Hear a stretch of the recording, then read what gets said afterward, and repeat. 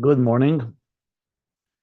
Reviewing the conclusion of Ayin Beis, Hemshech Ayin Beis. We're where are we? We are middle third top of the page, the top third of the page, 1407. And we are essentially discussing where a soul is rooted. This discussion began basically on page 1403. After explaining Torah, the role of Torah as being an illuminating light, a guiding light that directs us with the leaders that are called the eyes. Remember, eyesight is the operative example that he's using to understand Torah, that the eye sees, unlike the moon, and a luminous stone, and yet it needs an outside siyua, support, a supporting light, so to speak, that illuminates the environment so the eye can see. The same thing with neshamas. Neshamas are going to be ultimately compared to the eye. So the leaders are compared to an eye, the neshamas are illuminated, and the neshamas see, but with a light of Torah that provides the clarity of how to see clearly in a dark world what God wants of us, in simple, practical terms. But in return, a neshama then is mashpia and transmits into Torah, because the soul is actually rooted higher than Torah. Not the soul as it comes down below, where it needs the Torah, but we're talking about the root of the soul, where it originates from. As we learn the levels of the soul all the way in Tahirahi, the Shamash and the Satabi Tahirahi, the level of Tahira, which literally means pure, but also means light, the higher light, like he said, Tahirahi Allah, and all the way to the Eir Ein Sof before the Tzimtzum. And that's what we're discussing here, where the neshama resides, so to speak, where it is rooted, maybe is the better way to put it. And we clearly made it clear that in that root, it's higher than Torah. Torah is a tainug, like he said, is a tainug. The way he put it was that Torah is shashrim atzmim, but the tainug is in Torah. There's some substance, there's something that exists, epis. Like I explained the difference between when a parent, let's say, speaks with the child and has love in their conversation, in the Torah they learn, or it's just that very the fundamental core love of a parent and a child, as an example. Now, the last thing we learned yesterday was at the bottom of page 1406, he said, based on what we learned earlier, that the Sheresh and Neshama, the root of the soul, is in Tahira, which is Lifnei Tzimtzum, in the Eir Ein Sof, in the divine consciousness, pre-Tzimtzum, there are levels as well. There's a Pnimius and a Chetzenius. And the Pnimius Atzmus Ein Sof, that's where Neshamas are rooted. There's two levels. He called it Tehirei Law and Tehirei Tata. So Tehirei Tata is the Igul HaGadol, is the light that is above existence, but it's called like the great sphere or the great circle, because it still has some relationship. As he described it, that's the level of Arich, compares it to Arich, which is still a Mokal in Etzolim, it's a root, it's a source. As he explains afterwards, that it's a source because it's already relating somewhat to existence. It's before the Tzimtzum, says like this, here, nevertheless, it's a mokir l'mokir. It's a source of a source because it's already in the category of alois haratzon, already rose in his desire, and shir atzmei b'koyach, and he allocated resources, he measured Hashem, that is, what he would need for everything that will be afterwards, after the Tzimtzum. But then there's a higher level called Tehirei Law. Atzmus Ein Sof Kedem alois haratzon. You can't even call a mokir l'mokir, because it hasn't even arisen in its desire yet, existence. So you can't even call it a mokir. The only thing you could say It's Yeridas v'amshochas ha'atzmos, like he said, Lashon hatoka, like atik from the word transfer, like a transfer or a copy of a higher level into a lower level. So you have the concept that God is basically has come to a point where he will consider and then ultimately desire existence. So we have so-called a field of energy where he will desire existence, but it's not yet the desire. That's where we'll continue from there. The line V'zeu Beis HaMadregas. So these two levels now, what are the two levels? I'll continue on this line. V'zeu Beis HaMadregas. This is like something like 3, 6, around 12 lines from the top of the page. On page 1407, the pages can be found at ayinbeis.com. He says, these are the two levels, the b'chinas tehirei lo v'tehirei tato shalifnei tzimtzum. The two levels of tehirei lo and tehirei tato. That's the names that he gives it to them, gives them right now, which are similar to atik and arich. One, in lifnei tzimtzum itself, in pre-tzimtzum consciousness itself, one relates and one is beyond, completely beyond. The neshama shenasata bi tahirihi. When we say the neshama shenasata, the neshama you gave me is tahira, it's referring hu sheirish haneshama k'mashu b'chinas tahirei lo. That's referring to the neshama as it's in tahirei lo, the higher level. She'ein b'chinas mokel l'chayis klal. It's not even considered a source for the chayis, for the sustenance of existence.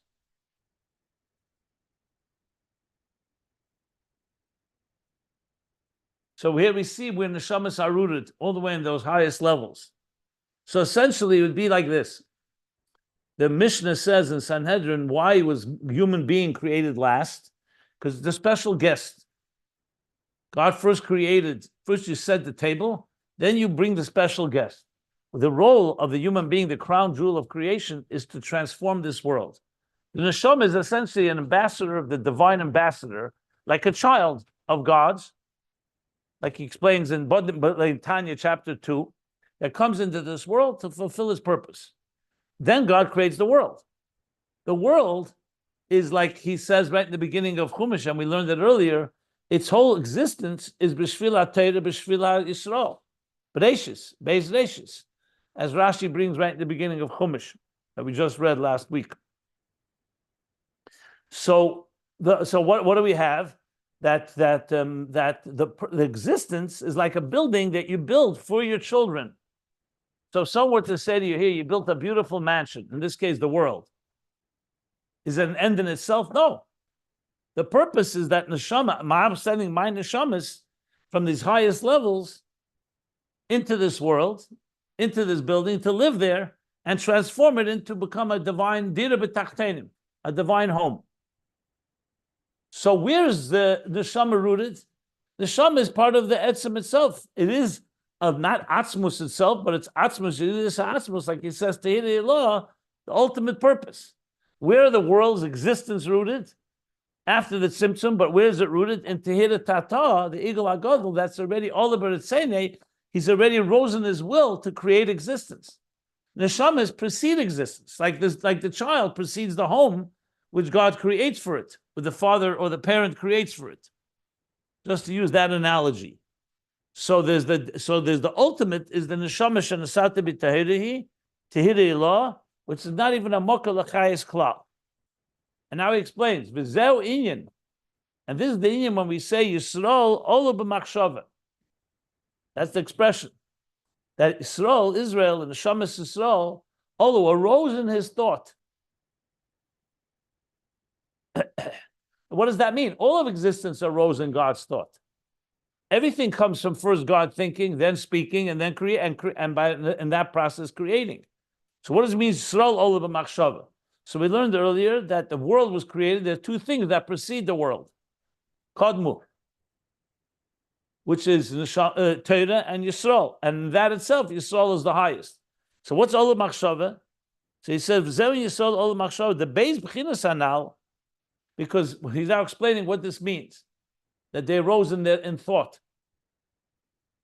Because the two levels we just discussed, tehirei lo and tehirei tata, one that is not even considered a moked l'moked, because it's basically the etzem as it's beginning to to what he calls Yeridus Ramshach is creating space where a desire for existence will arise, but it hasn't arisen yet. It's Kedem Alei Saratzen. So he says these two levels, Zeu Kamei B'chinas Machshava Dibur.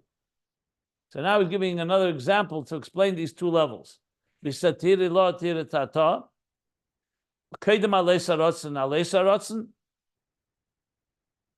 the Kedem Alei Saratzen and the Igul Hagadol are like Atik and Arich, and now he's saying it's like Machshava and Dibur, like thought and speech. U'kameshikosa b'drush at Simsum v'arishimu shebeisofis l'kutatei seif pei gimel. As he writes, the Alter Rebbe writes, it's a mimer. It's called Lahavin Inyan Mashikosa Beitzis Chaim.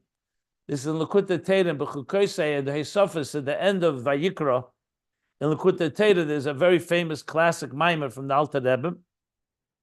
But sometimes it's referred to, like here, it's called the Drushat Simsum V'Arishimu, because the mimer talks about what is the Simsum and what is the trace, or what is the Shimu that was left after the Simsum. So there in chapter 3, then they suffers L'Kutei Teira discusses Machshava and Dibur as an example to understand the process of how the divine consciousness moves from thought to speech in the process of creation. So it's like Machshava and Dibur, these two levels. Machshava is still Ola b'Machshava. Remember, Yisroel, Tehillah law is going to relate to thought.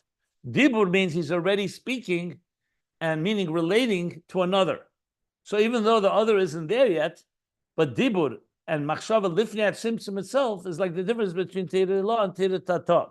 One is completely his own thought, so it's all still an extension of him. Dibur is already some association with the other. In this case, with existence that will come after the Tzimtzum, like he says, Shir Asme B'Keach. So Olaber Tzene, it arose in his desire to create existence.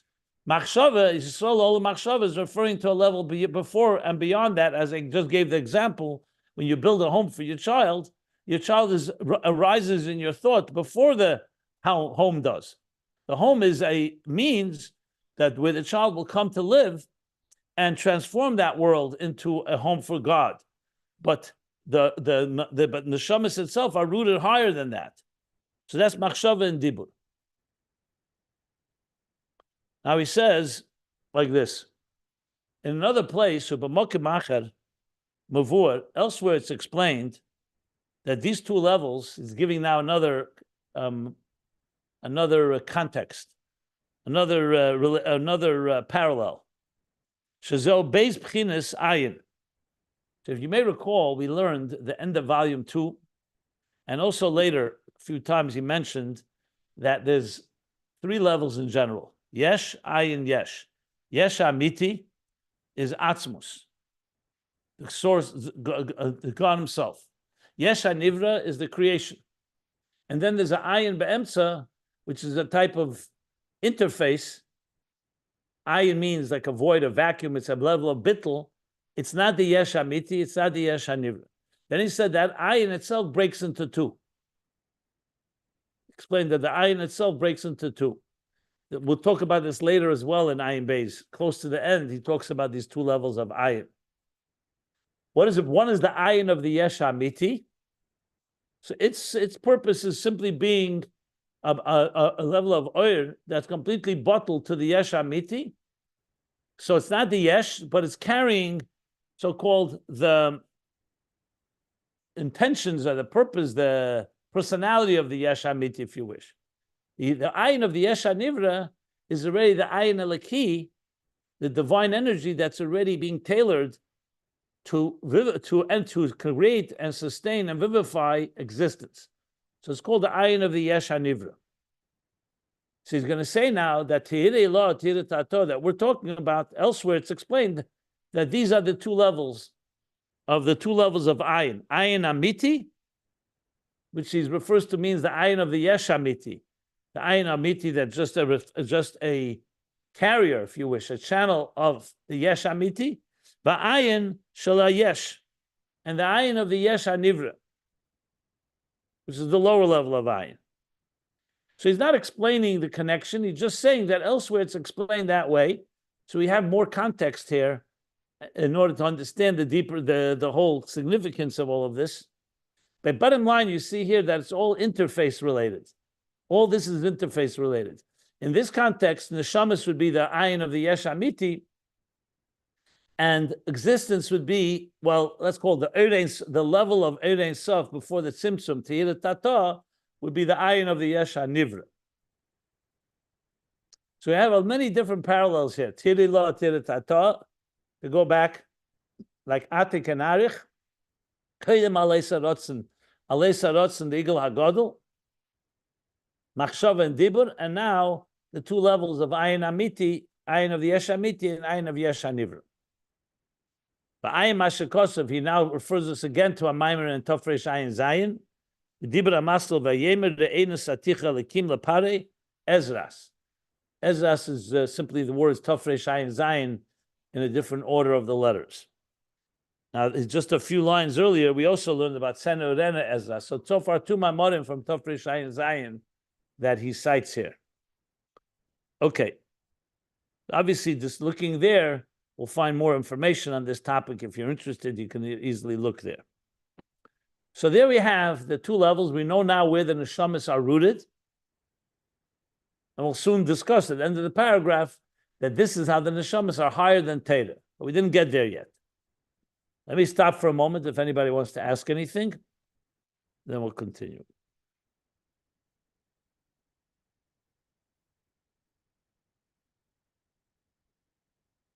Now he's going to answer that question. Well, he didn't pose it in a question, but what means Ola b'machshava? Yisroel Ola b'machshava. We said before that all of the existence starts with Alei Sarotzen. Why is Yisroel in any way more special when you say Yisroel Ola b'machshava? So he says v'yesh leimer, and we can say when we say Yisroel Ola b'machshava that Yisroel arose in his thought, we could say we're talking about chinas al yena sheb'machshava. So the Olu can mean literally that arose in his thought, but Olu could also mean the higher level. Olu b'machshava, the higher level in machshava. A higher level of machshava, zeu, the b'chinas el yenish machshava, zeu shalamayla, zeu shalamayla gam b'chinas alei sarotzen. What is when you say Olu higher than what? Higher than Olu b'rotzen existence.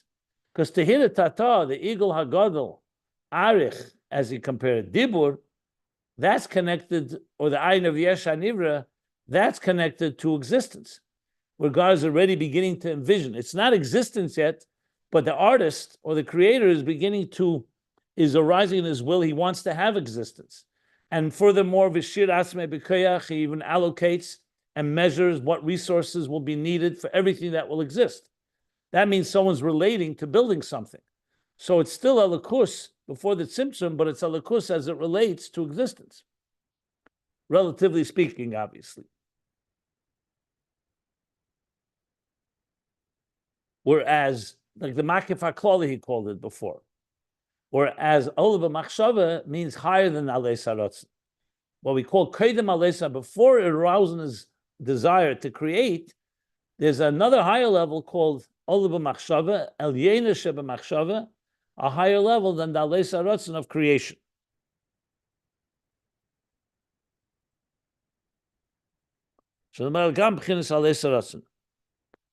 Okay.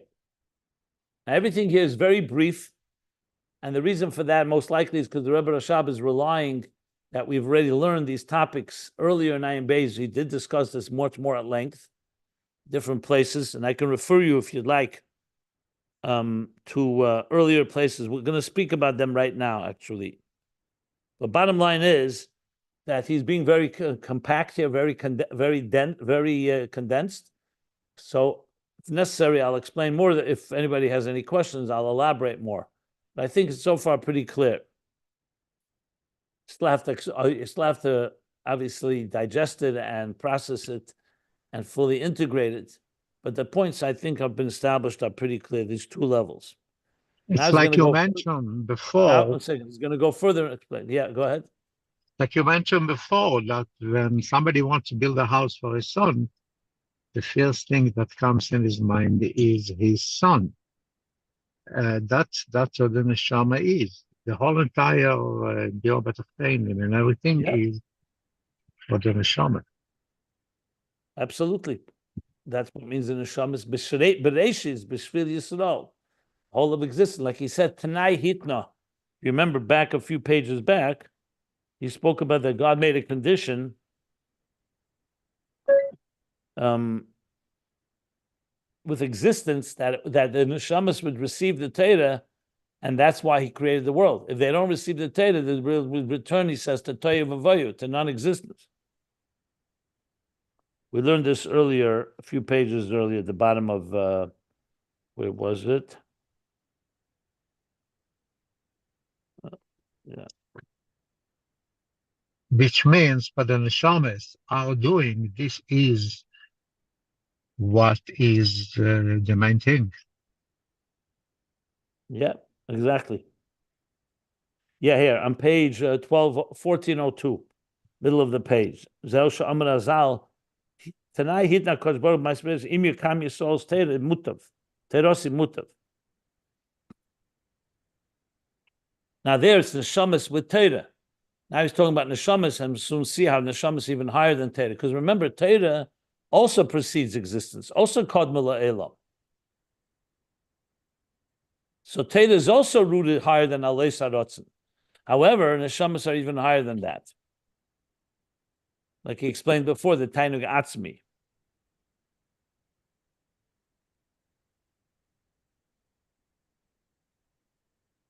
Because the Torah is the one that makes the neshamas to reach the goal.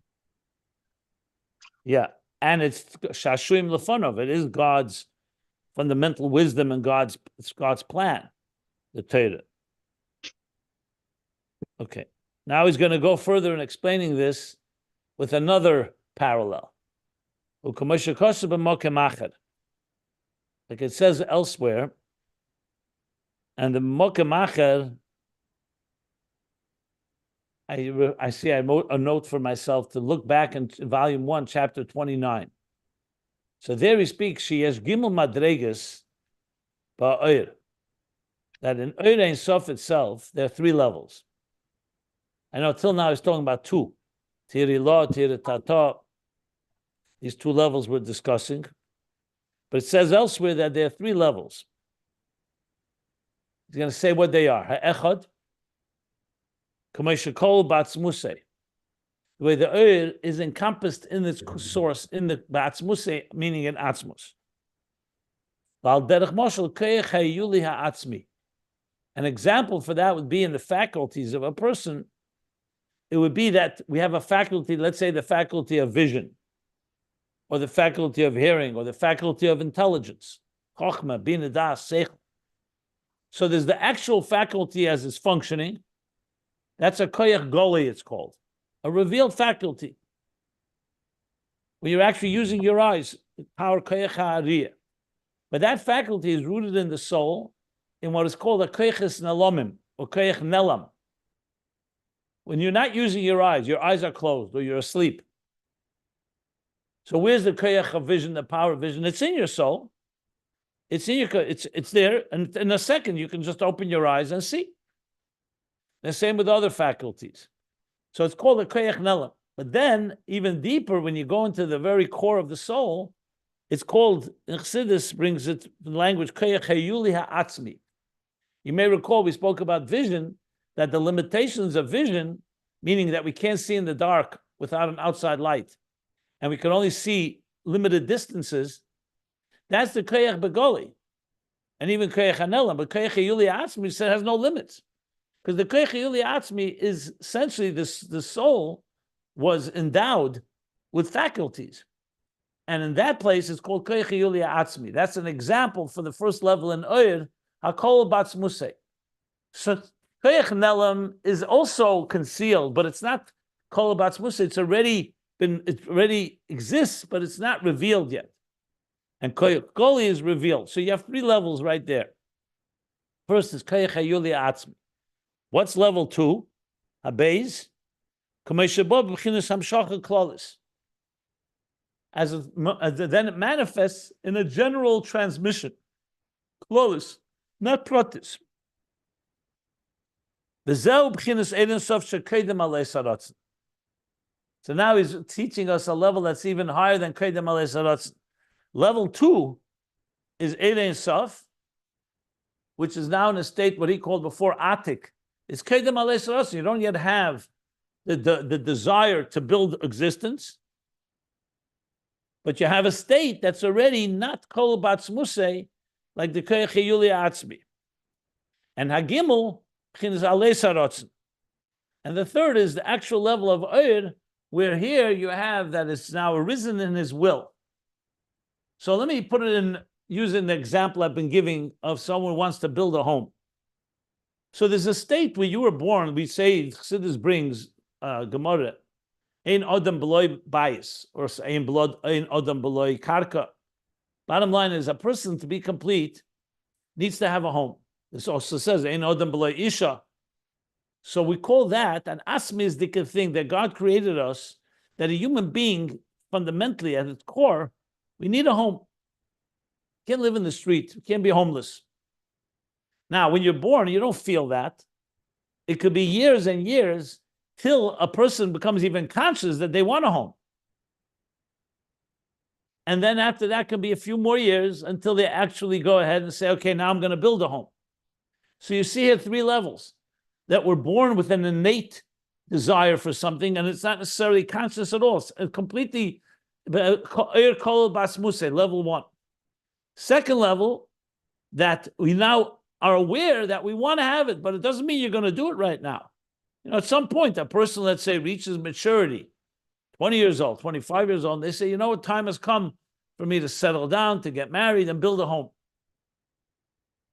But that doesn't mean you're actually doing it. It could take more years until you actually do it. And we're not even talking about doing it. We're talking about Alei Saratzin, that you're actually ready to, a desire to actualize it. We're not even talking about the tzimtzum yet. That would be already a 4th level. That would be the next levels of actually creating. But in the process from where it begins till you're ready to, you actively have come up with a will. I'm going to now build something for myself. And I'm going to allocate resources and shir asmei b'koyach and measure the resources and so on. That's level 3. Level 2 is a general awareness of it. Koydem alei saratzin. So it's not yet a desire specifically, but it's you already moved away from the kol batzmusei, which is the first level, where it's completely beyond everything. So there's beyond completely, there's beyond even being a source, and then there's makir l'makir, which is alei saratzin. Now, you may recall that we learned in volume 2, and I mentioned yesterday in Sadik Dalet, Tofrei Sadik Dalet, the Friedrich Rebbe actually broke it down into more levels. So there's many levels of how this process works.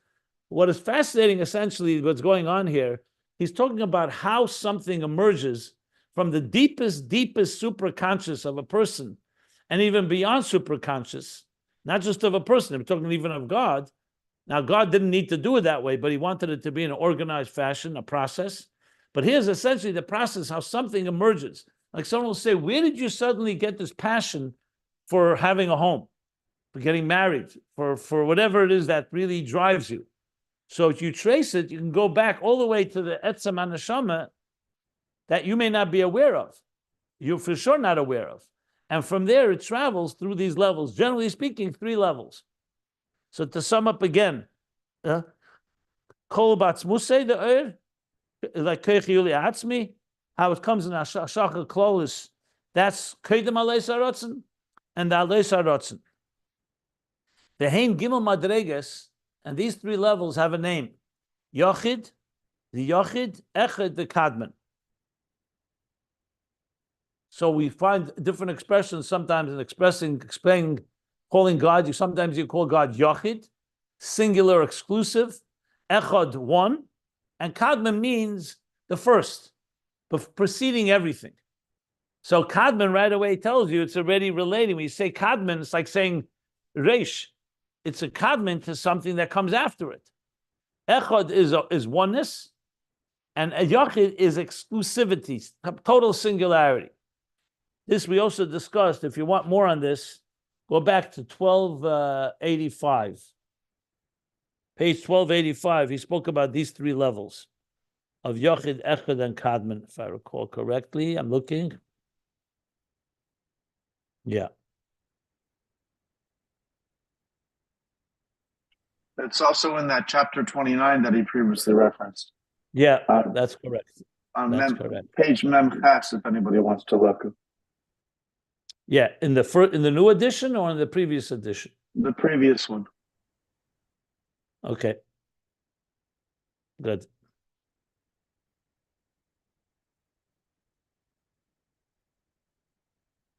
Okay, good.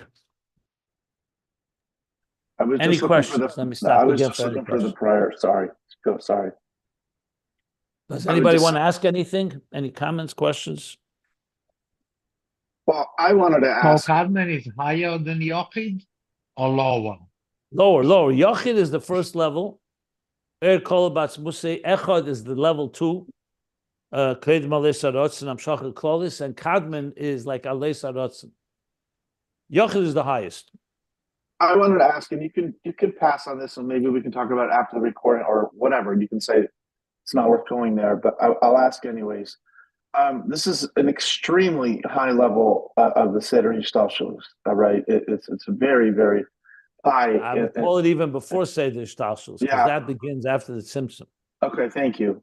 So it's very high in the conception of the, conception and the dispersion of godliness. So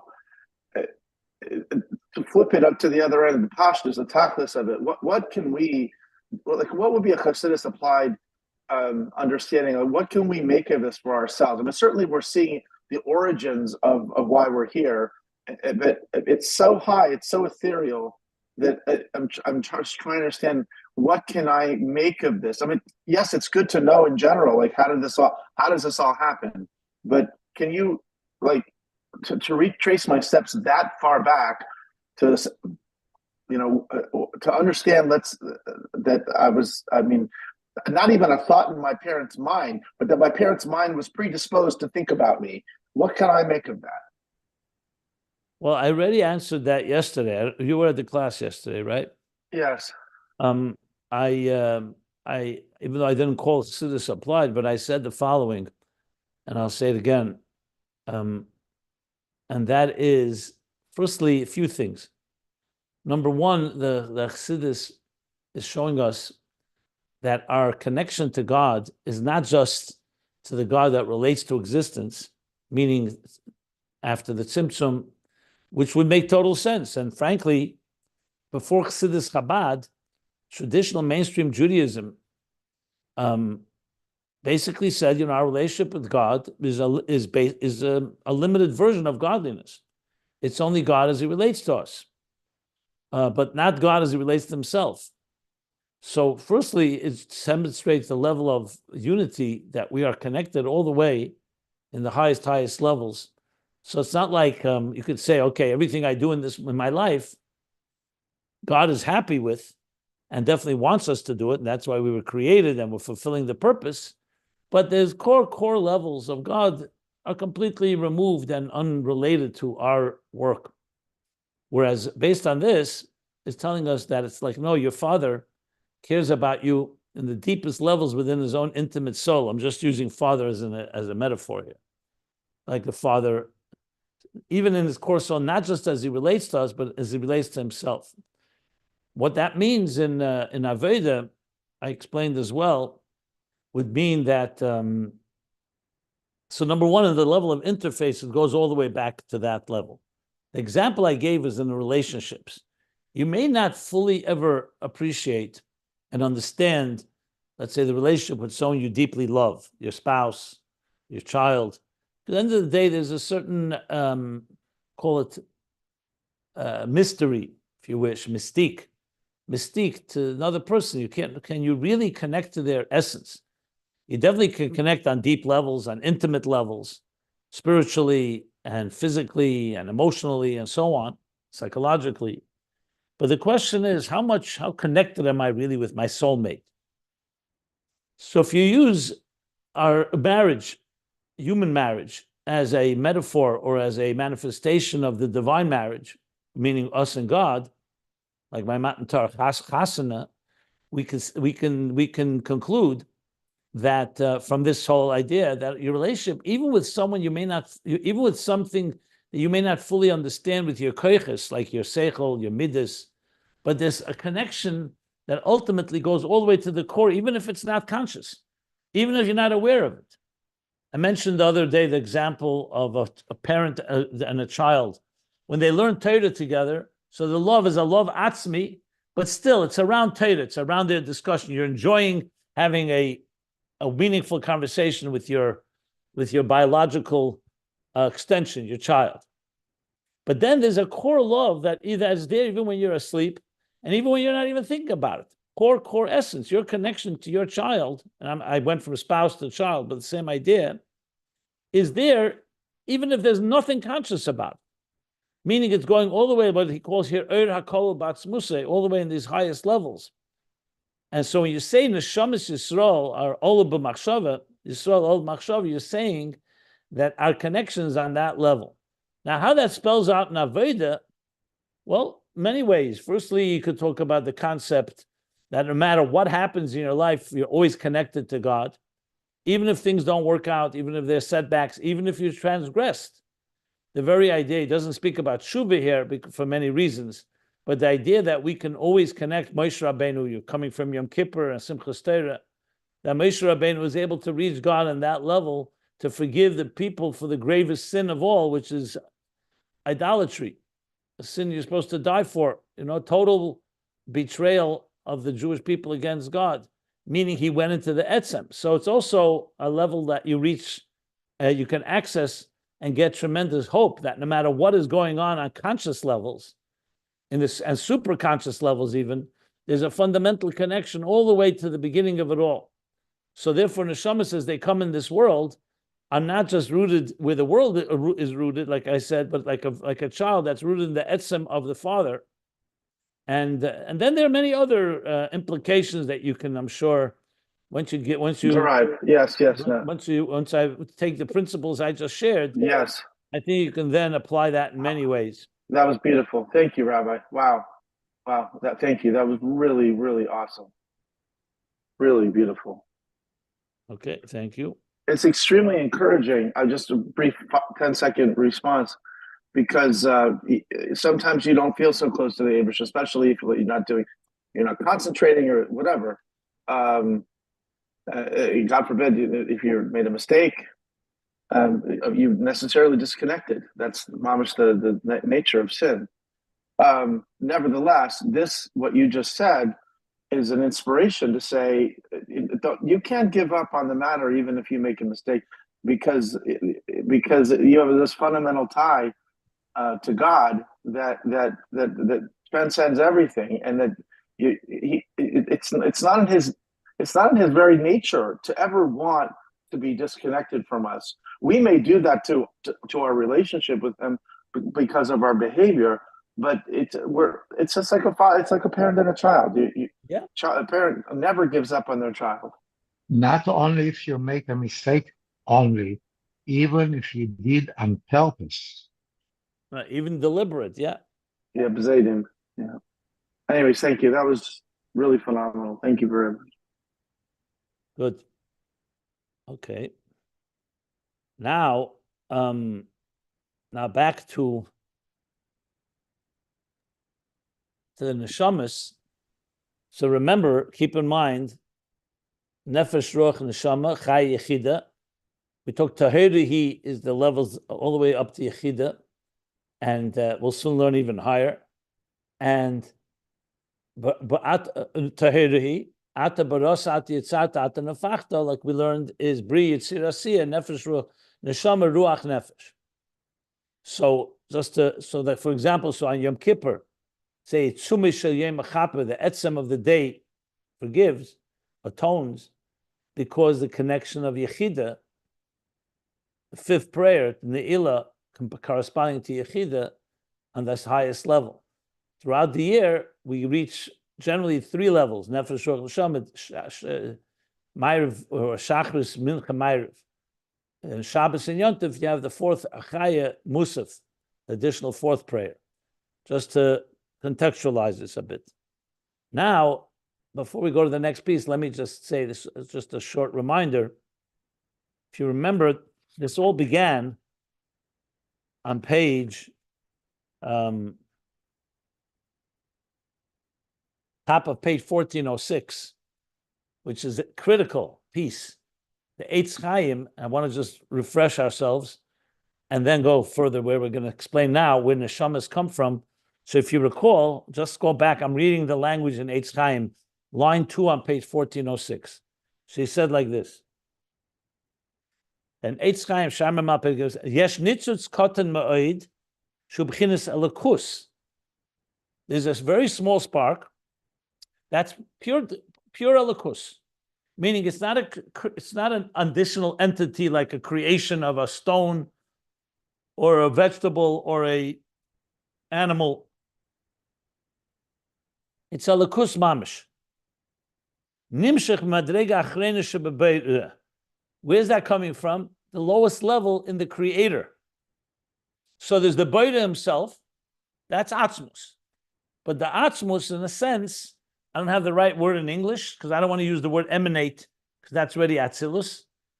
But something happens that's Nimshach, something is drawn from the lowest level of Beira, and we talked about what does lowest mean.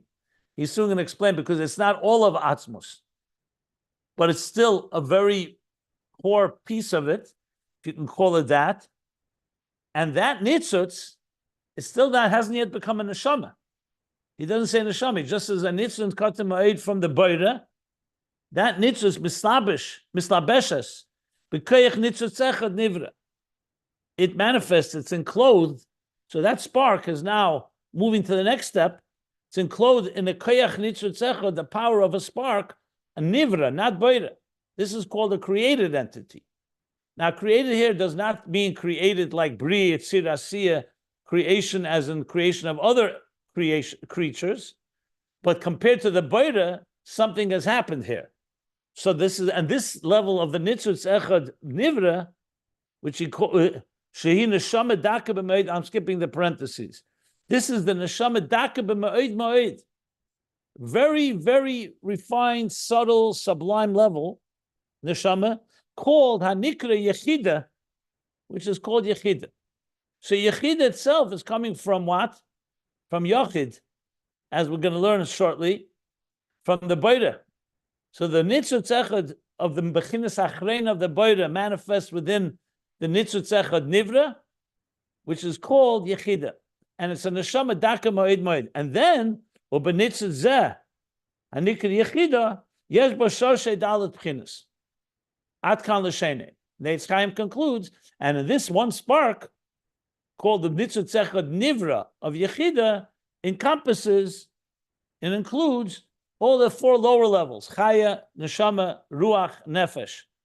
Basically the levels of ultimately after Tahira, however you define Tahira here in this context, we'll soon try to figure that out. But afterwards comes Barasa, Yitzata, Nefachta, Bri Yetzir Asiyah. That's the Eitz Chaim. That's the point where we began discussing all of this. And there he said, B'sham shezeh atik va'arich. And he explained that's atik and arich.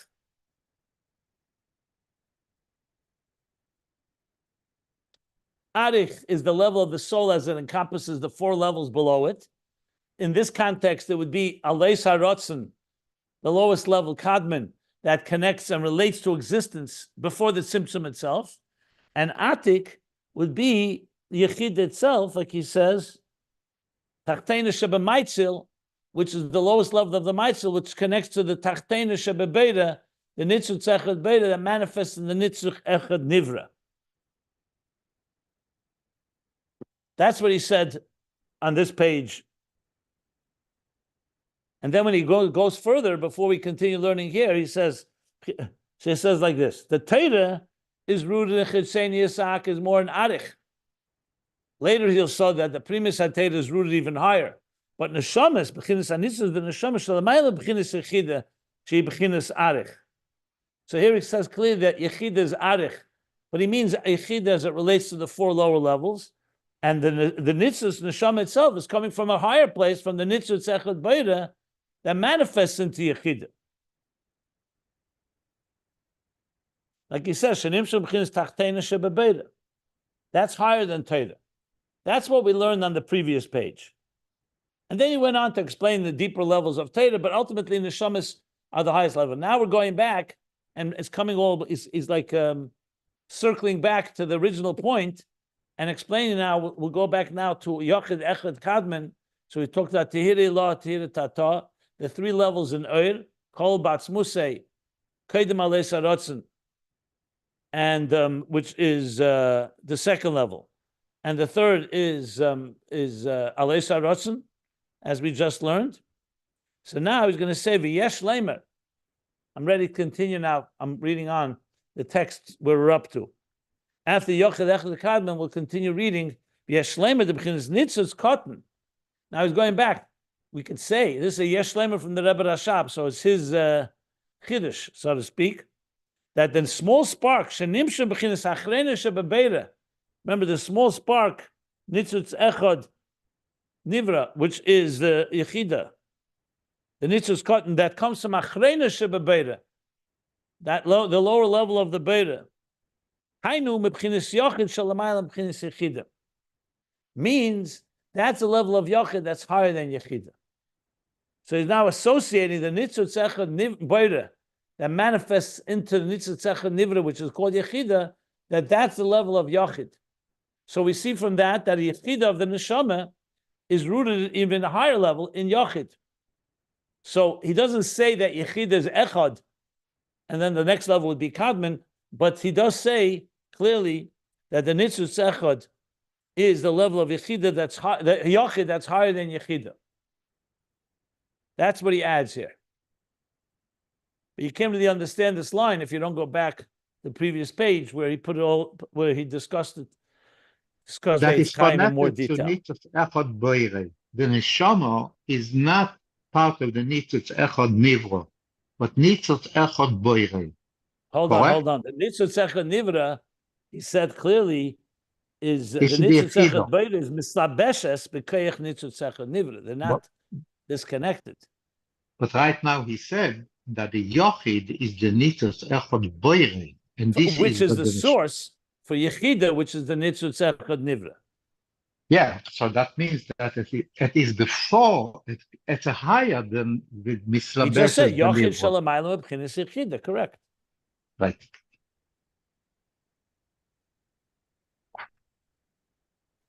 How can there be a spark? How can there be a Yechida is also a levush to the so-called a levush to it's not the etzem hanefesh. Yochid is like that. That's why it says in Chassidus in some Maimorim, it says Chamisha Shemus Nikra Law.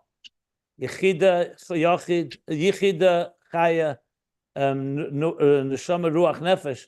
So who's law? You say 5 names the soul is called. The law they say is Etzem HaNeshama, this level that we're talking about. Higher than Yechida. Even Yechida so something is even higher than level. Yechida. Yeah. Okay, but the Eitz Chaim, according to the Eitz Chaim, it's very clear because Yochid, in the words of the Rebbe Rashab, the Nitzutz Echad Beira mislabeshes in the Nitzutz Echad Nivra, which is called Yechida, and Yechida in turn encompasses the 4 lower levels. Is it that very distinction that makes us, our neshamas, different than God himself? Because it's a lavush, it's not the etzem. Well, even Nitzutz Echad Beira, even Nitzutz Echad Beira, he calls Bechinas Achrena. So that's already not Atzmus Mamish. He's going to explain the parentheses why it's called Achrena now.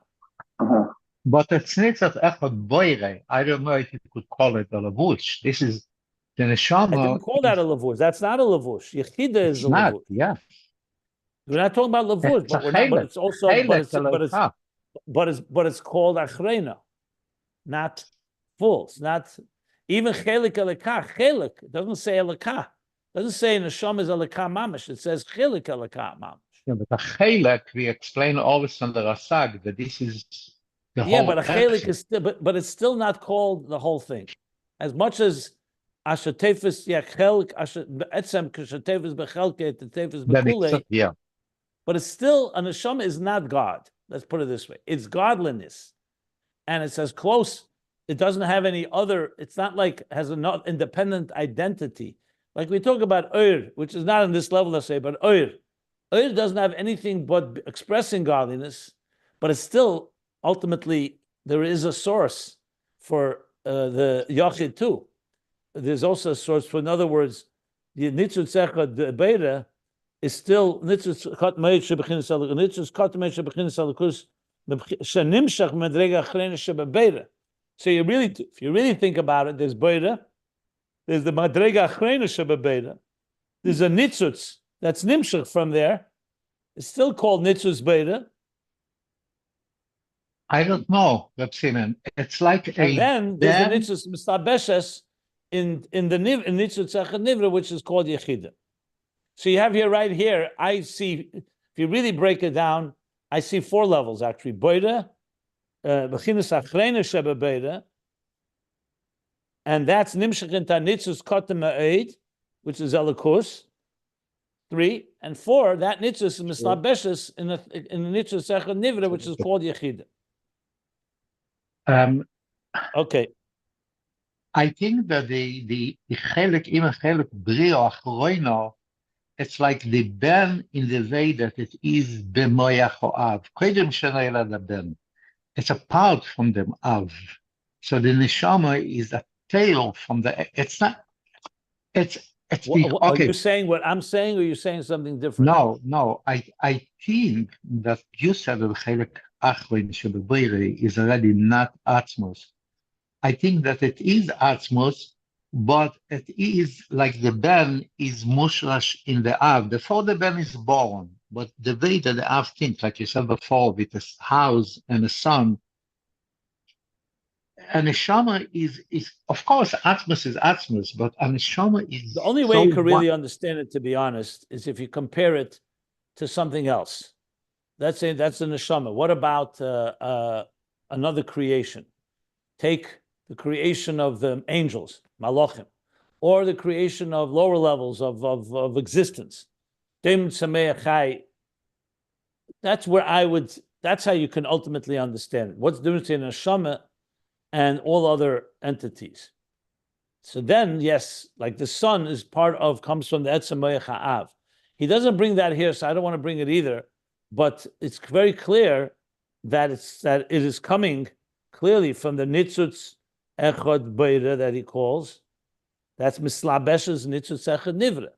But you have to remember. But right now you said that the neshama is before mislabeshes of the nitzutz echad nivra. It's like I didn't say that. We said the neshama is mush.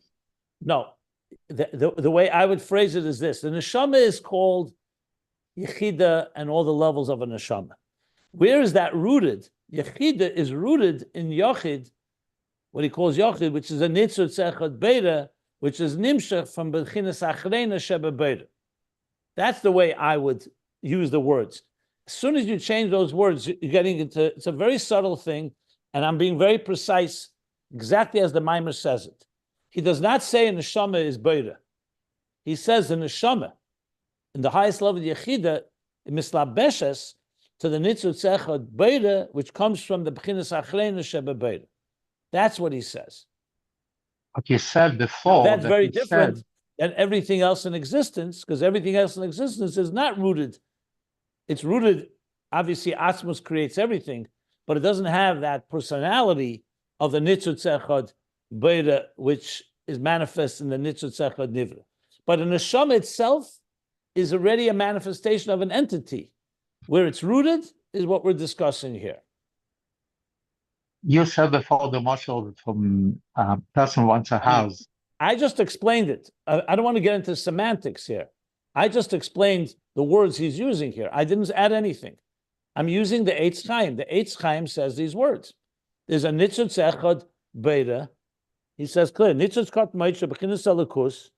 That's nimshach madrega achrena shebebeira. That's a nitzutz mislabes b'keich nitzutz echad nivra, which is called Yechida. Neshama daka b'moed moed. Neshama daka b'moed moed is already nitzutz echad nivra. There's nothing. The neshama is not a neshama higher than that. There's no neshama. It's rooted higher, but neshama itself daka b'moed moed is called Yechida. I don't have a book in front of me. I don't have a sefer, but you read just before after that something else that the I didn't read anything different than that. No, the Yechida is lower than the Yochid, which is a nitzos echad boile. Yochid is the root of it. It's the shadish. It's not the neshama. It's the root of the neshama. Maybe it is the neshama. That's my point. No, he's saying that. Well, why don't you look inside? He says the I don't have a neshama book dak here. moed is Yechida. It's rooted in Yochid, in the nitzutz echad boile. Anyway, it's very clear. It says it all clearly here. There's no reason to argue this.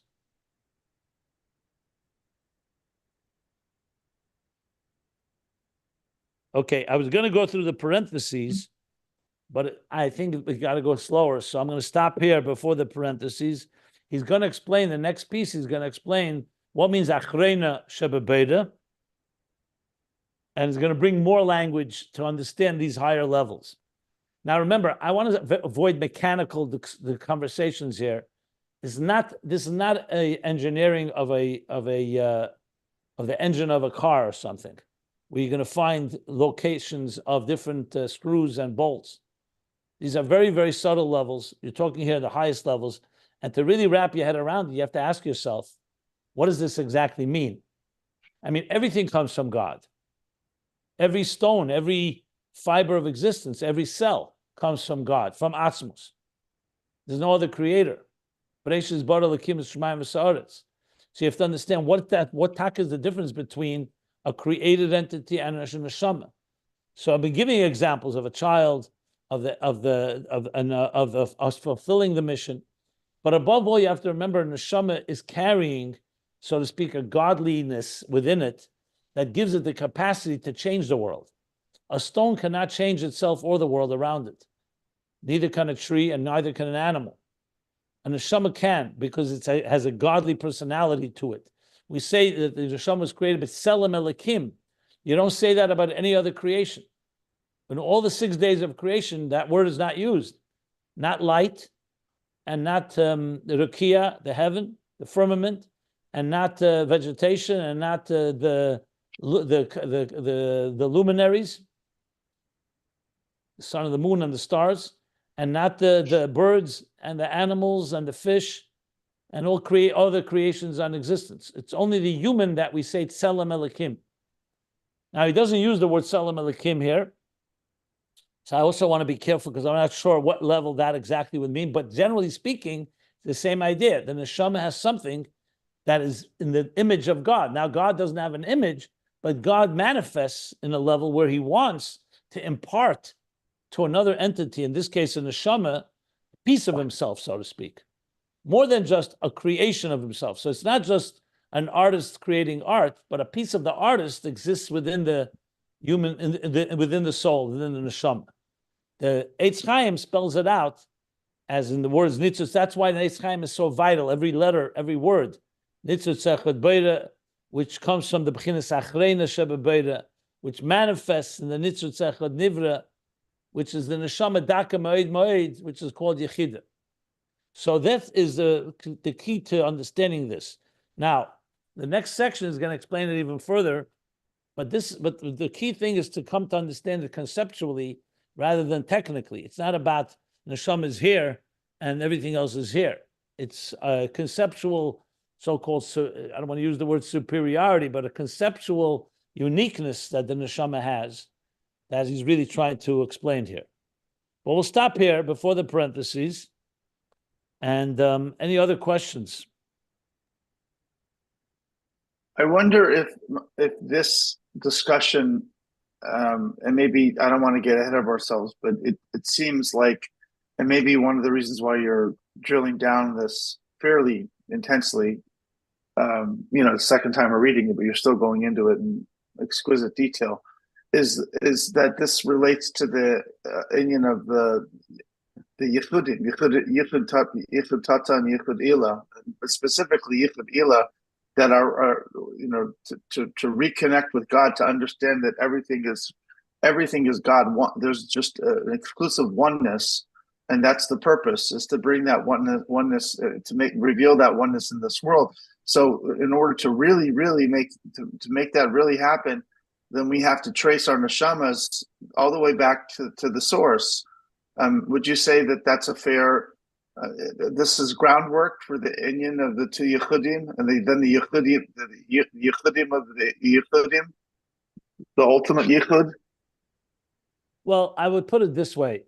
Ultimately, even though we're not there yet, the neshama has that power using Torah and mitzvahs, ner mitzvah Torah, which empower the neshama, as we know, to ultimately bring this highest levels of yichud and unity of existence with the divine, including Yechida Tata, Yechida Elah, and the unity of both of them, as we'll learn later.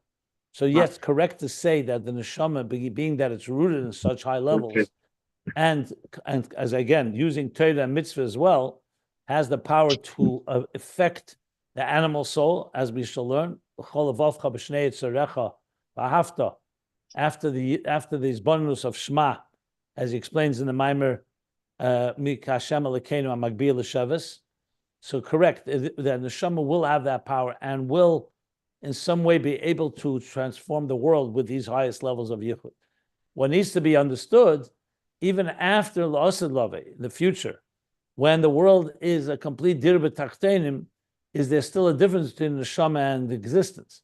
And the answer has to be yes. There is to be a difference, but the existence will be aware of these higher levels of yichud. But this again is relative to each person and relative to what level you're talking about. So bottom line, the answer is yes. Neshamas are sent to this world to introduce to the world this level of yichud, of connecting and uniting existence with the higher levels of the divine, and that itself is a journey, step by step by step, that we'll learn about. Thank you. That's the way I would phrase it. Yeah. Okay. So we'll stop here for the parentheses.